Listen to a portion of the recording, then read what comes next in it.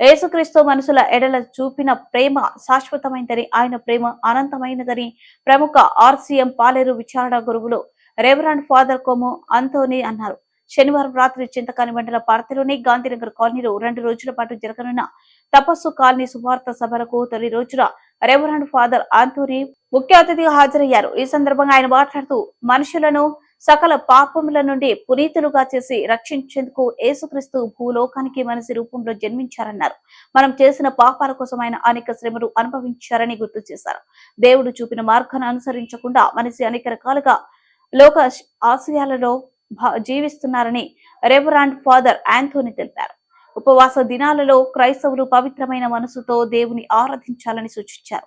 స్థానిక విచారణ గురువులు రెవరెండ్ ఫాదర్ సంపత్ చింతకాని విచారణ గురువులు రెవరెండ్ ఫాదర్ రఫామేలు మాట్లాడుతూ, గాంధీనగర్ సంఘ ఉపదేశి మర్రి ప్రకాష్ సంఘ పెద్దలు సహకారంతో కనివిని ఎరుగని రీతిలో ఇంత పెద్ద విజయవంతంగా సువార్త సభలు నిర్వహించడం గొప్ప విషయమన్నారు.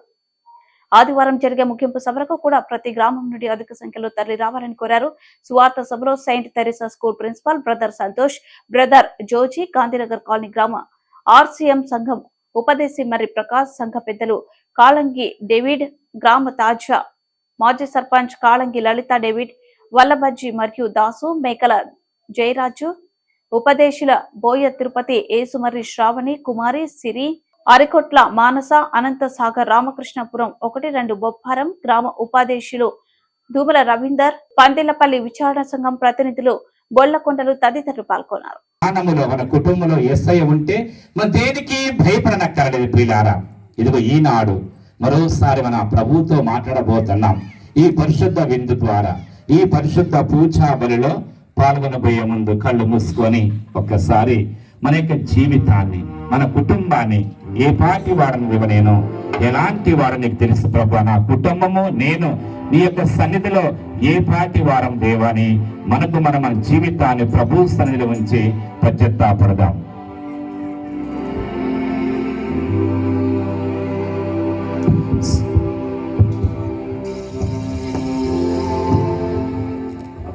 మమ్మలను సంతసముతో ఆచరించుచున్నాము. ఈ విధముగా పాస్కా పవిత్ర కార్యములందు భక్తి శ్రద్ధలతో పాల్గొని వాటి పరిపూర్ణ ఫలములను ఆనందముతో అనుభవింతుముగాక. నీతోనూ పవిత్ర ఆత్మతోనూ కలిసి యుగ యుగములో జీవించుచు పాలన చెలిన వారా మాకు అనుగ్రహించండి.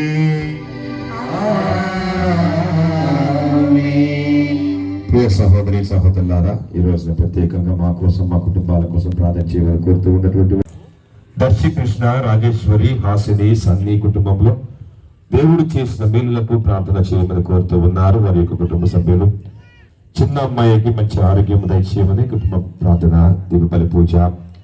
బోయ జోసఫ్, మహాలక్ష్మి, ప్రవీణ్ కుమార్, అనూష, రామారావు, జస్వంత్, జస్మిత్, రూపేష్ వారి కోసము ప్రార్థన చేయమని కోరుతూ ఉన్నారు. బొప్పారంలో నూతన దేవాలయం కొరకు పంతులు గారి కుటుంబము ప్రత్యేకంగా దీపబలి పూజను ఏర్పాటు చేసుకున్నారు. వారి కోసం దీపబలి పూజ ప్రార్థన. మర్రి ప్రకాష్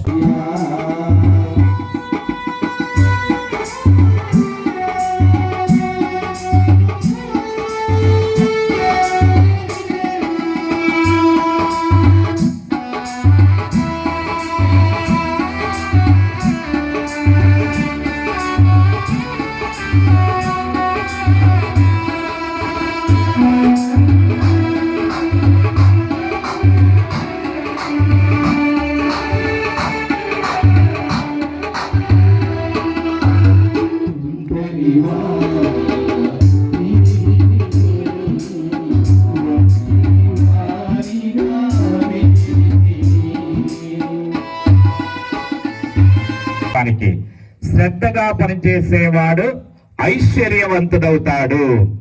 ఏమవుతాడు? మొదటిది. రెండవది, శ్రద్ధగా పనిచేసేవానికే అధికారం ఇవ్వబడుతుంది. ఏమిస్తారు? అధికారం ఇవ్వబడుతుంది. మూడవది, శ్రద్ధగా పనిచేసేవానికి ప్రాణము పుష్టిగా ఉంటుంది. హల్లెలూయా, హల్లెలూయా. ప్రియులారా, మనము కూడా దేవుని యొక్క వాక్యము ఈ ఆరాధనలో శ్రద్ధగా మనసు పెట్టి దేవుని యొక్క వాక్యం వింటే ఇదిగో ఈ 3 దీవెనలు దేవుడు మనకి ఇస్తాడు. అధికారము, ఐశ్వర్యము, ప్రాణం పుష్టిగా ఉంటుంది. దేవుని యొక్క కృపతో మనము మన ఇంట్లోకి వెళ్తాం కదా. నా నావలో యేసు ఉండగా నీ నాయగా సాగెదా. నా నావలో యేసు ఉండగా నీ నాయగా సాగెదా. హల్లెలూయా, హల్లెలూయా, హల్లెలూయా. మనతో యేసు ఉంటే అంత కూడా ప్రశాంతత, ఏ భయము లేదు కదా. యేసు ఇప్పుడు మనలను బాగు చేయును, అతడు మనలను గాయపరచెను, కానీ ఇప్పుడు మన గాయములకు కట్టుకట్టును. 2-3 రోజులలో అతడు మనకు జీవమును దయచేయును. ఇక మనము అతని సన్నిధిలో వసింపవచ్చును. మనము ప్రభును తెలుసుకొని యత్నము చేయుదుము. వేకువ వచ్చినంత నిశ్చయముగా, వసంతకాలపు వానలు వచ్చినంత నిక్కముగా అతడు మన చెంతకు వచ్చును.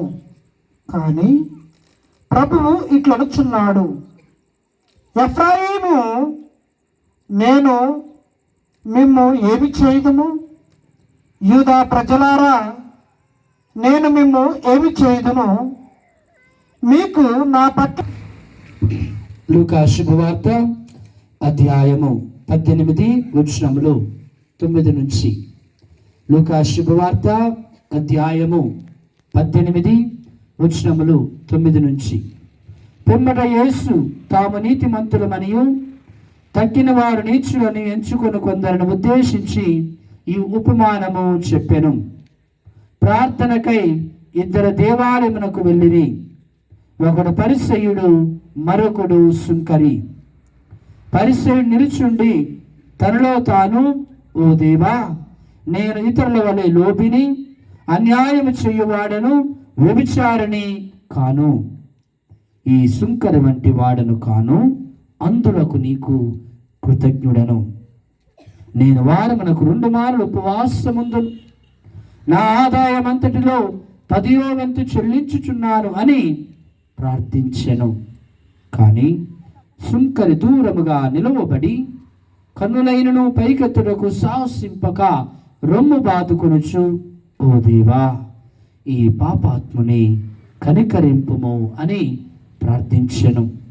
దేవుని ఎదుట నీతిమంతునిగా పరిగణింపబడి ఇంటికి వెళ్ళినది ఈ సుంకరియే కాని ఆ పరిసయ్యుడు కాదు అని మీతో చెప్పుచున్నాను.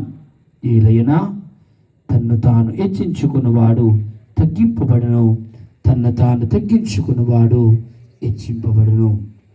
ఇది క్రీస్తుని సువిశేషము. క్రీస్తువా మీకు స్తుతి కలుగును గాక. అందరూ నిలబడండి. దేవుని యొక్క వాక్యాన్ని మనందరం కూడా ఆలకించబోతున్నాము. అందరు కళ్ళు మూసుకోండి. ఒక్కసారి దేవుని సన్నిధిలో మీ పంచేంద్రియాలు ప్రభు సన్నిధిలో ఉంచి, ఇదిగో మీ కుటుంబాన్ని, మీ జీవితాన్ని, మన బిడ్డలను, మన ఇరుగు పొరుగు వారిని ప్రభు సన్నిధిలో ఉంచి ప్రార్థించుదాం. ప్రభు అంటున్నారు, బిడ్డ భయపడకు, నీ ఉన్న స్థితిలో ఉండిపోవు, భయపడకు. మోషే ప్రభు అంటున్నారు, అదే విధముగా నీవు కూడా నీ ఉన్న చోటనే ఉండిపోవు, నీ ఉన్న స్థితిలోనే మిగిలిపోవు. దేవుడు నీకు ఇచ్చిన వాగ్దానం మర్చిపోవద్దు. త్వరలోనే నీకున్న కష్టస్థితి నుండి బయటపడతావు. నిరుత్సాహముతో కృంగిపోవద్దు. నీ విశ్వాసాన్ని చావనీయకు, నీ నిరీక్షణ వదలకు. సాయంకాలము ఏడ్పు వచ్చి రాత్రి ఉండినను ఉదయమనే సంతోషము కలుగునని కీర్తనాకారుడు 30వ కీర్తన 5వ వచనంలో పలుకుతున్నాడు. ప్రియులారా, ఇదిగో నీ ఉన్న స్థితిలో ఉండిపోవు, భయపడొద్దు, ధైర్యముగా ఉండు. అందరూ వదిలివేసిన నువ్వు నమ్ముకున్న దేవుడు మాత్రం నిన్ను విడవడు, ఎడబాయడు. తల్లిదండ్రులు, తోబుట్టువులు, లోకం నిన్ను వదిలివేసిన నీ దేవుడు నిన్ను వదలడు. అందరూ కూడా ఆ దేవుని స్తుతించుదాం. అందరూ నన్ను విడచినా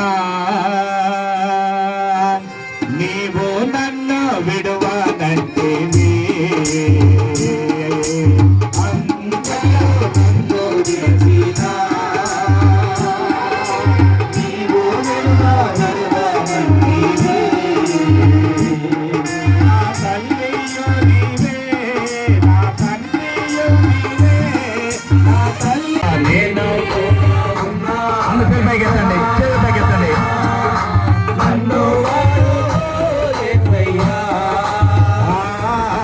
నేను కూడా ఉన్నానయ్యా, నన్ను వాడుకో యేసయ్యా. నేను కూడా గట్టిగా పైకెత్తానయ్యా, నన్ను వాడుకో యేసయ్యా. పనికి రాని పాత్రనని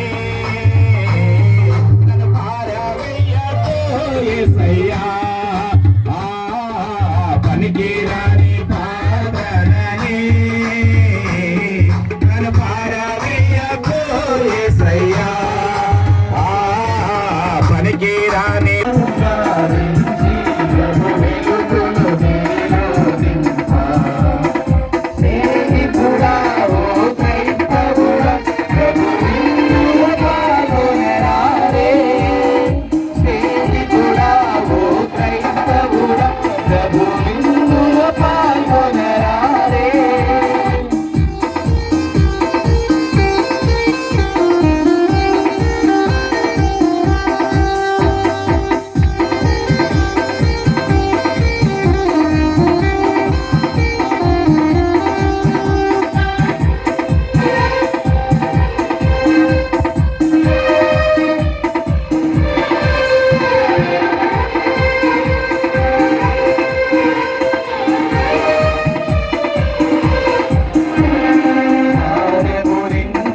మనసులకు సేదను తీర్చే ఔషధము. భారము నిండిన మనసులకు సేదను